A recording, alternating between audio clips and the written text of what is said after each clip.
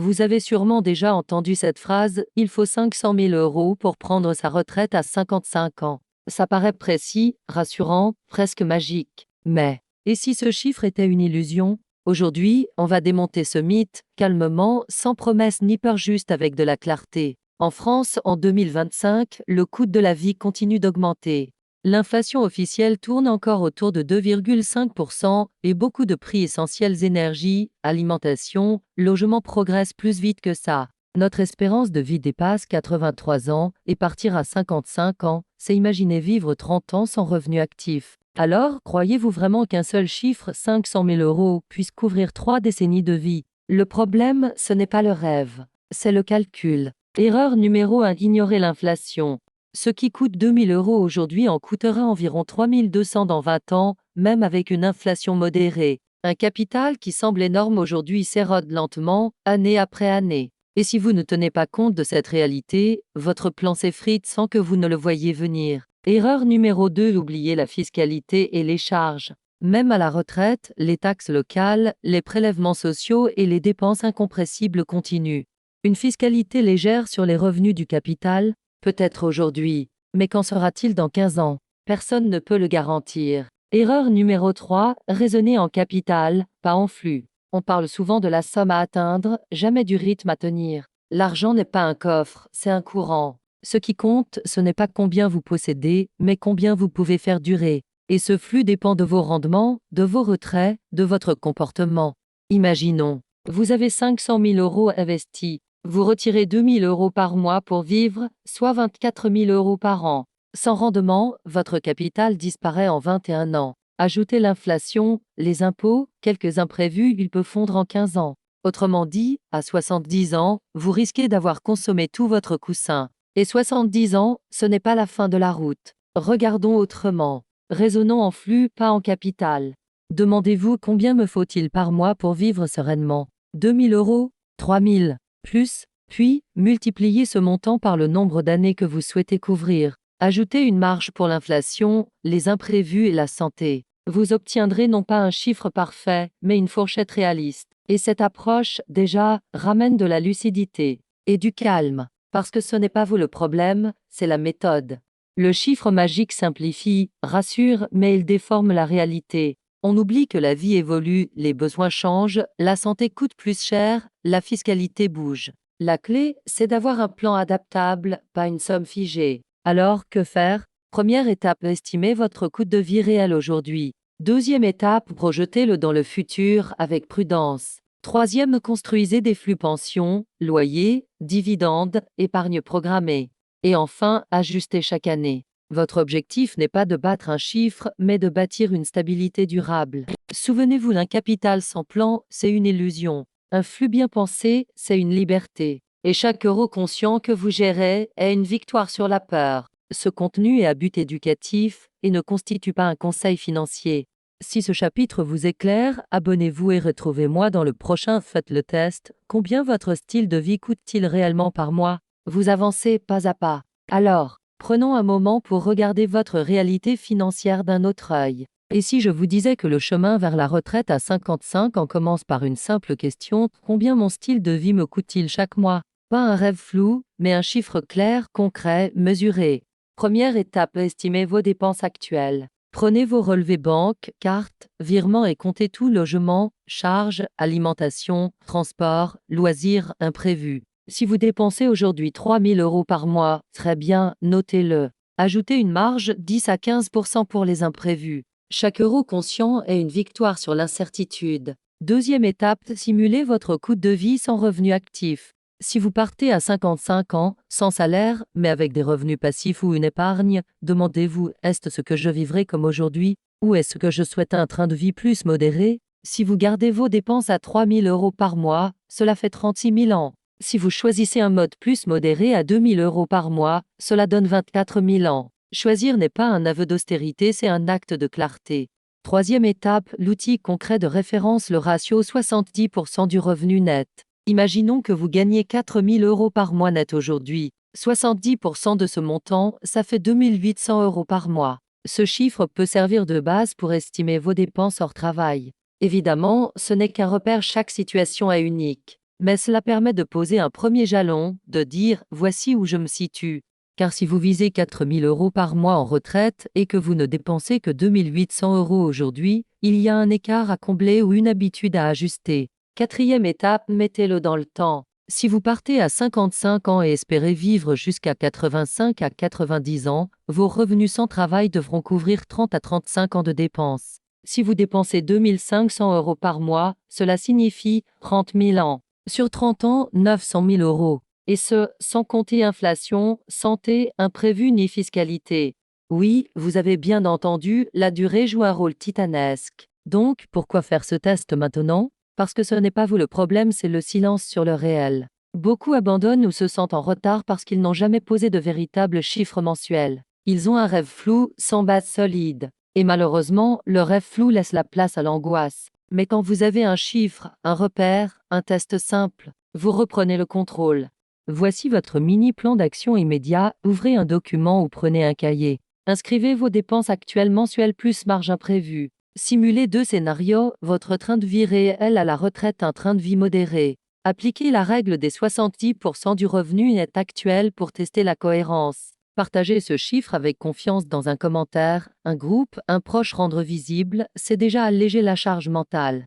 Souvenez-vous, le test ne sert pas à freiner votre ambition, il sert à la structurer. Il transforme un rêve incertain en un plan concret. Chaque euro conscient que vous identifiez est une pierre posée sur le chemin de la sérénité. Ce contenu est à but éducatif et ne constitue pas un conseil financier. Si ce topic vous aide, abonnez-vous et partagez vos résultats. Combien votre style de vie coûte-t-il réellement par mois? Vous avancez pas à pas. On parle souvent d'argent, mais rarement de ce qu'il réveille en nous. Derrière chaque plan d'épargne, chaque investissement, chaque calcul de retraite, il y a une émotion, la peur de manquer. Cette peur, presque universelle, ne vient pas toujours d'un manque réel. Elle vient d'un sentiment d'insécurité intérieure. Même quand on épargne, même quand on gagne bien sa vie, il reste cette petite voix « et si un jour je n'avais plus rien ?» Cette peur ne parle pas de chiffres. Elle parle de contrôle, de confiance et d'histoire personnelle. Vous avez peut-être grandi dans un foyer où l'argent était source de tension, où vous avez connu des périodes de précarité, des factures impayées, des dettes. Ces expériences laissent une trace invisible, la croyance que rien n'est jamais sûr. Alors, même avec un bon salaire ou un patrimoine solide, l'inquiétude reste. Et cette inquiétude influence vos décisions plus que n'importe quel rendement. La peur de manquer agit comme un filtre. Elle pousse certains à accumuler sans jamais profiter, et d'autres à fuir les finances parce que penser à l'argent, c'est raviver une blessure. Dans les deux cas, c'est la peur qui prend le volant. Et tant qu'elle conduit, la sérénité financière reste hors de portée. Mais la bonne nouvelle, c'est que cette peur se comprend et donc elle se dompte. La question n'est pas comment éliminer la peur de manquer, la vraie question est comment vivre en paix avec elle. Commençons par une prise de conscience, l'argent n'est pas une fin, c'est un outil émotionnel. Quand vous dites je veux être libre financièrement, vous dites souvent je veux cesser d'avoir peur. Mais la liberté ne vient pas d'un chiffre sur un compte, elle vient du rapport que vous entretenez avec ce chiffre. Vous pouvez avoir 10 000 € sur votre compte et dormir en paix, ou en avoir 500 000 € et rester angoissé, parce que la sérénité n'est pas dans le montant, elle est dans le sens. Et ce sens, il faut le reconstruire consciemment. Je vous invite à un petit exercice mental. Fermez les yeux un instant et demandez-vous si demain tout s'arrêtait, qu'est-ce que je craindrais vraiment de perdre? Est-ce le confort matériel? Ou le sentiment de sécurité, de valeur personnelle, de contrôle? Souvent, la peur de manquer n'est pas liée à l'argent lui-même, mais à ce qu'il symbolise, la reconnaissance, la stabilité, la liberté de choisir. Et c'est là que l'équilibre se crée, lorsqu'on comprend que l'argent ne résout pas tout, mais qu'il peut soutenir une vie plus consciente, plus apaisée. C'est l'intention derrière l'argent qui fait la différence. Regardons concrètement ce que cette peur provoque dans la vie quotidienne. Elle pousse à 3 comportements typiques. 1. L'épargne compulsive accumulée, sans jamais se permettre. 2. L'évitement de jamais regarder ses comptes, pour ne pas affronter la réalité. 3. La comparaison, croire que les autres sont plus en sécurité, donc plus heureux. Ces 3 schémas sont des illusions, aucun ne donne la paix intérieure. Parce qu'ils reposent tous sur le même moteur, la peur. La seule voie durable, c'est la conscience financière. Prendre le temps d'observer son rapport à l'argent, de reconnaître ses peurs sans les juger, et de construire des habitudes apaisantes, épargne régulière, projet réaliste, gratitude quotidienne. Pas pour contrôler la vie, mais pour l'accompagner. Alors demandez-vous, et si la vraie richesse, c'était de ne plus vivre en opposition avec l'argent? de ne plus le craindre ni le glorifier, de simplement l'utiliser comme un outil à sa juste place. La peur de manquer ne disparaît jamais totalement, mais elle s'adoucit quand on apprend à faire confiance à sa méthode plutôt qu'à espérer une sécurité absolue. C'est là que la liberté commence, dans la clarté, pas dans le montant. Souvenez-vous, la peur de manquer ne vous empêche pas d'avancer, elle vous rappelle juste de le faire en conscience.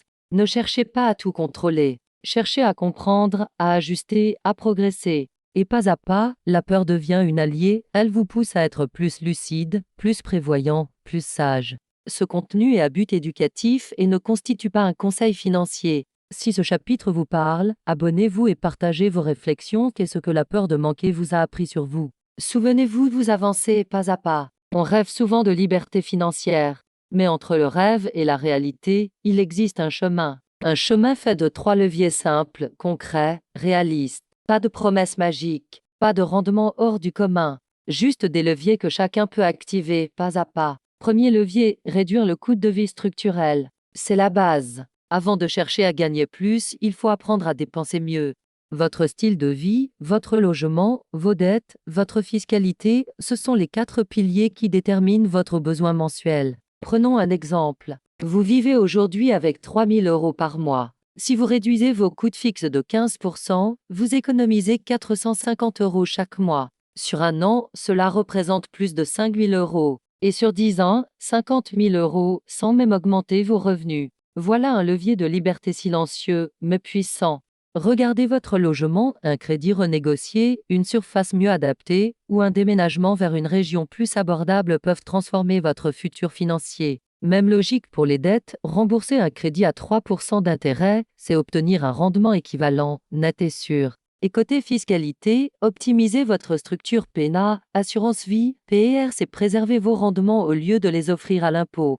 Chaque ajustement structurel, aussi petit soit-il, réduit la pression sur vos revenus futurs. Et moins vous avez besoin pour vivre, plus la liberté devient accessible.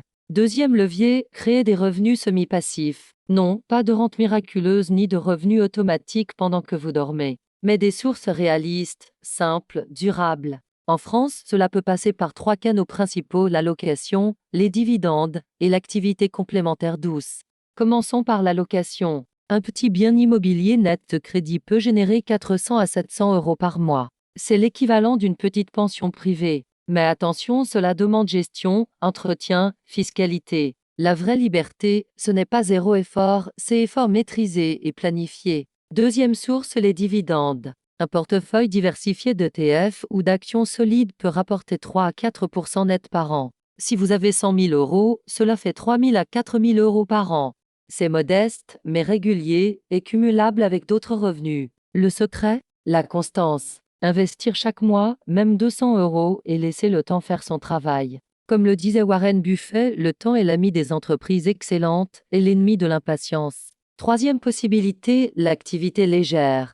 Beaucoup de retraités partiels développent une micro-activité: consulting, artisanat, accompagnement, contenu, jardinage, cours en ligne. Un revenu d'appoint de 300 à 500 € par mois peut faire la différence. Non seulement financière, mais mentale. Car continuer à créer du sens, c'est rester vivant. Troisième levier, ajuster la retraite partielle. On parle peu de ce concept, pourtant il change tout. La retraite n'a pas besoin d'être un arrêt total. Elle peut devenir une transition progressive. Travailler à mi-temps, reprendre une activité choisie ou cumuler emploi et retraite, tout cela est possible légalement en France. Prenons un exemple. Vous partez à 55 ans avec une retraite partielle de 1 200 € par mois. Vous ajoutez une activité légère de 500 € et un petit revenu locatif de 400 €. Cela fait 2 100 € mensuels, stable et diversifié. Pas besoin de 500 000 € de capital pour vivre sereinement, juste une structure équilibrée entre effort, choix et temps. Et souvenez-vous, chaque euro que vous gagnez après 55 ans est un euro que vous n'avez pas besoin de retirer de votre épargne. Autrement dit, vous rallongez la durée de vie de votre capital. Ce simple effet cumulé peut prolonger votre indépendance de plusieurs années.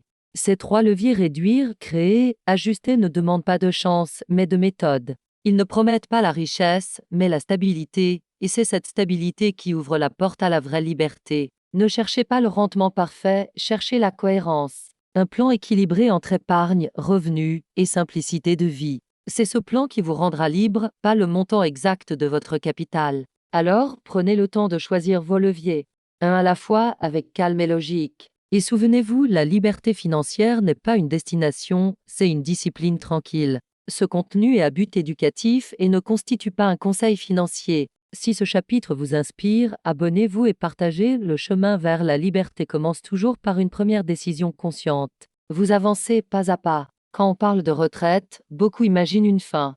La fin du travail, la fin des contraintes, parfois même la fin de l'utilité. Mais si la retraite, au contraire, n'était pas une fin, mais le début d'une deuxième saison de vie, pendant 40 ans, vous avez donné votre temps, votre énergie, vos idées. Vous avez planifié, couru, rempli des calendriers. Et puis, un jour, l'agenda se vide. Les journées s'ouvrent, mais le sens se cherche. C'est là que beaucoup se trompent, ils préparent la retraite financière, mais pas la retraite intérieure. Avoir un capital, des revenus, un plan d'épargne, c'est essentiel. Mais sans projet de vie derrière, même la meilleure stratégie perd sa saveur. Car la vraie richesse, c'est ce que vous ferez du temps retrouvé. Regardez la nature, elle ne s'arrête pas, elle se transforme. L'hiver n'est pas la mort de l'arbre, c'est le moment où il se reconstruit, lentement, pour refleurir. Votre retraite, c'est cette même métamorphose. Ce n'est pas une fuite du travail, c'est un retour à l'essentiel. Le rythme ralentit, oui, mais la vie ne s'éteint pas. Elle change simplement de tempo. Et ce tempo, c'est à vous de le composer. Alors, posez-vous cette question, est-ce que je veux faire du temps que je gagne? Lire davantage? Transmettre votre expérience? Voyager? Créer? Ou simplement vivre plus lentement? La retraite devient belle quand elle est habitée. Elle devient vide quand elle est subie. Ceux qui vivent le mieux cette transition sont ceux qui ont gardé un sens à leur journée. Un projet personnel, une curiosité, une passion. Pas forcément rentable, mais nourrissante. Parce qu'on ne se retire pas de la vie, on se réinvente à l'intérieur d'elle. Et si, au lieu de chercher à arrêter de travailler, vous cherchiez à travailler autrement, non plus par obligation, mais par choix. Travaillez avec mesure, avec plaisir, avec liberté. Donnez quelques heures, enseignez, jardinez, accompagnez. Ce n'est plus un devoir, c'est une offrande de temps. Votre retraite peut devenir le moment le plus créatif de votre vie. Parce que pour la première fois, vous n'avez plus à prouver, à courir, à plaire. Vous pouvez simplement être. Financièrement, cela change tout. Si vous voyez la retraite comme une deuxième saison plutôt qu'un arrêt, vous pouvez adapter vos besoins, vos dépenses, vos revenus. Travailler un peu, c'est prolonger vos flux, repousser les retraits de votre épargne et garder le lien social. Et plus encore, cela donne du sens à votre argent. Car l'argent, seul, n'apporte rien s'il ne soutient pas une vie vivante. Alors, au lieu de chercher la somme parfaite, cherchez la structure qui vous permet d'être vivant le plus longtemps possible. Libre, équilibré, actif à votre rythme. La retraite, c'est le moment de réapprendre à écouter vos envies, à poser un regard doux sur le chemin parcouru. C'est le temps de récolter les fruits, mais aussi d'en planter de nouveaux, de transmettre, d'accompagner, de savourer ce que la jeunesse n'avait pas le temps de voir. Chaque matin devient une page blanche, et c'est à vous de choisir la couleur du pinceau. Vous avez travaillé toute une vie pour cette liberté. Ne la réduisez pas à un chiffre, faites-en une saison d'équilibre. Réduisez vos contraintes, protégez vos revenus, mais surtout, nourrissez votre esprit. La liberté à 55 ans n'est pas une fuite du monde, c'est un retour à soi.